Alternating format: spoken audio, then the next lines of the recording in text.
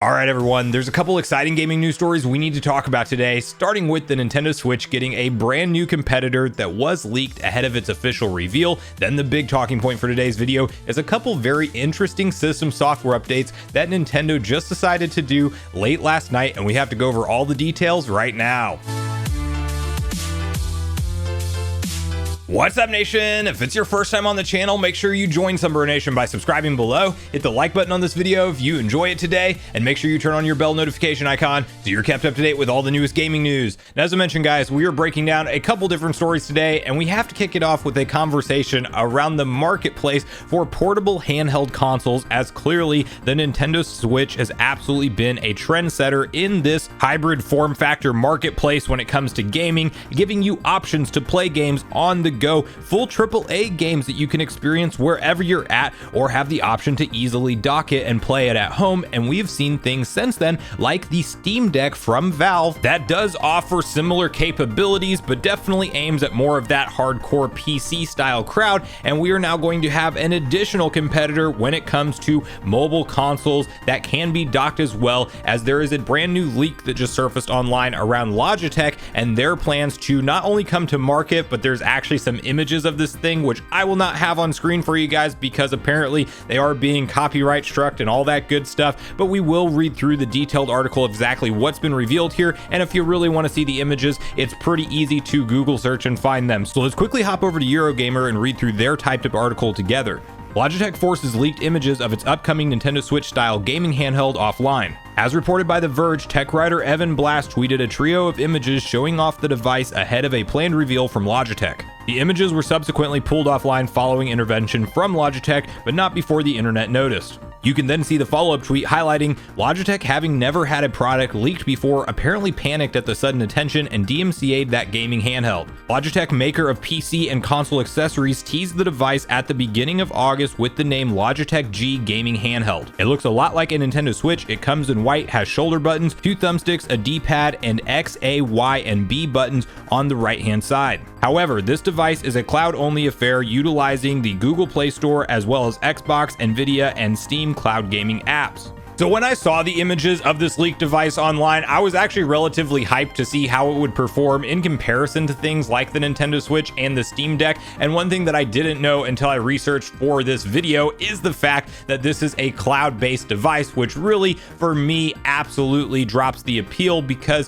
when you want to compete with things like the Switch and the Steam Deck with their success, you have to have that native experience, because if it's a cloud machine, you can run a lot of cloud games on the Nintendo Switch. You can certainly run them also on the Steam Deck, and what are you really doing to separate your device from just having any smartphone or tablet that's capable and hooking up a controller to it? I mean, it really is a shot in the foot from Logitech and a misread of the market if you want to come out with a cloud-only gaming-focused handheld when there are easy options to do that on our existing devices that we already have. We don't know price point, we don't know a lot of launch details, but one thing that is notable, even though this is aimed at cloud gaming, which, you know, in the current environment, unless you just have blazing fast internet everywhere you are with no latency, is definitely a problem for a lot of people, and that part makes zero sense to me. It is still very interesting to talk about the prospect of maybe one day in the near future having multiple SKUs of hybrid style consoles where you can easily take them on the go, plug them into a TV, and experience your AAA games however you want to experience them. I will be curious to see if we do get more competitors emerging. We even had Steam recently confirm that they will be planning for future models of the Steam Deck, so we could be in for an interesting ride when it comes to PC gaming and or just hybrid gaming as a whole. Will we ever see Microsoft and Sony hop on board? That remains to be seen, but I clearly think that the competition does see the success of the Nintendo Switch, realize there is a market for that portable factor of gameplay in our current era, and they are trying to fill the need of that market. So I want to hear from you guys in the comments down below. If you're like me and you were maybe a little bit hyped about this device till you found out that it's cloud-based primarily or only from the sounds of it, what do you think the price point will be? And do you think that we will indeed see more competitors for the Nintendo Switch in this hybrid form factor marketplace? So please share all your thoughts with me on mobile gaming and hybrid form factors and this new Logitech device in the comments down below.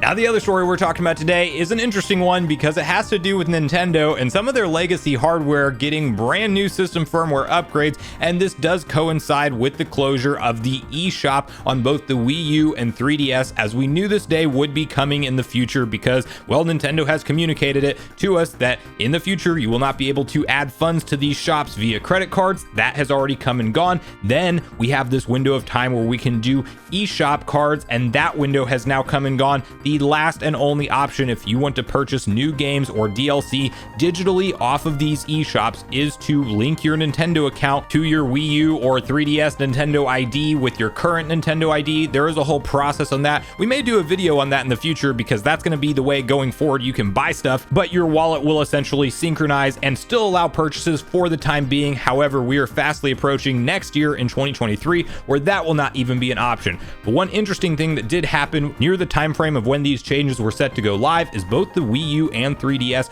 got system firmware upgrades, and I want to quickly break down the patch notes as it is very out of character for legacy Nintendo consoles to get surprise system firmware updates. So let's quickly read through these details together. Over on Nintendo Everything, you can see the following: Wii U update out now, version 5.5.6 patch notes. As a small heads up to the Wii U owners, Nintendo has just started distribution of a new 5.5.6 firmware update. This goes in line with the version 11.16.0-48, what a number, update that also went live on the 3DS today. According to Nintendo's patch notes, Wii U's latest firmware involves the following further improvements to overall system stability, and other minor adjustments have been made to enhance the user experience. If you read the patch notes for today's 3DS updates, what's stated here should look very familiar. Given that both Wii U and 3DS have received updates, it's thought that what's being done here is related to the upcoming closure of the eShops for both devices. Purchases and redemption of codes will end March 2023, though previously purchased software can still be downloaded after that. As of today, users on the Wii U and 3DS can't use eShop cards to add funds, but users who link their Nintendo Network ID used with Wii U and 3DS family of systems with their Nintendo account wallet used with the Switch family of systems can use the shared balance to purchase content on any of these systems until late March 2023.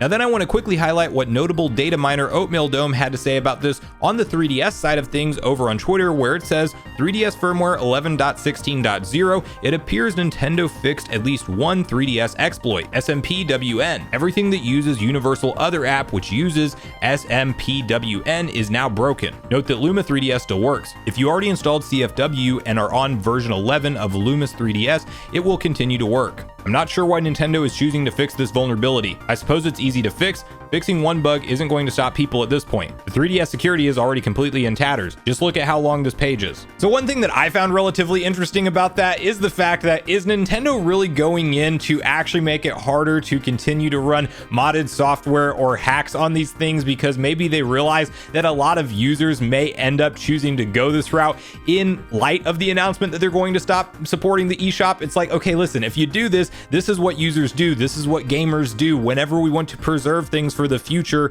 and you don't give us the option to buy those things from you anymore. There will be a group of people online that decide to take it upon themselves for the game preservation of titles that are ultimately just going to disappear with this eShop closure. And yes, for a foreseeable time, we will be able to re-download existing purchases, but past that, you are going to be stuck with whatever data is downloaded on your console is the only stuff that can be accessed. And so while it's not confirmed that these are both major exploit fixes on both versions of the console, I will be curious to keep my eyes on the Wii U side of things and see if maybe any mods or hacks that are enabled now don't work anymore in light of the new firmware upgrade. So warning to users out there, if you do already have a modded system here, you may sit back and wait and see for a little while to see what fully gets uncovered from these updates before you decide to pull the trigger on updating your own console. But I am clearly not a fan of eShops being shut down. Imagine 10 years in the future when we are talking about whatever the next generation of Nintendo consoles is, and we have to look at Nintendo potentially discontinuing the eShop for the Switch. The amount of vast games that are on there that would just go away forever that are digital only would honestly be a shame, and that is the environment that we are in for Wii U users that grew up playing that console or that just have fond memories of it. But regardless, Nintendo will end up making these decisions when they see fit, as they are a for-profit company at the end of the day, and apparently it's not worth it to them to pay the server bills to continue to support stuff like this for the long term. So I want to hear from you guys at this point in the video on both the different stories we talked about today. How do you feel about hybrid hybrid gaming in the modern environment with Logitech's new cloud-based device attempt. What do you think of the look of it? Do you think that the Nintendo Switch will continue to see more competitors enter the marketplace? And how do you feel about these Wii U, 3DS eShop closures and these new system firmware upgrades that went alongside it? And do you think that these were indeed upgrades to try to stop exploits for people who may have modded consoles? So regardless of your thoughts and feelings on everything we talked about today, I do look forward to hearing from you all in the comments down below before you leave the video, as I do look forward to getting a back and forth conversation started with you all around these topics. Go watch yesterday's video next if you haven't already, where we break down some incredible software sales that I don't think anybody was expecting the Nintendo Switch lifecycle to hit. Also make sure you like, subscribe, turn on your notification bell, and I will see you guys in the next video.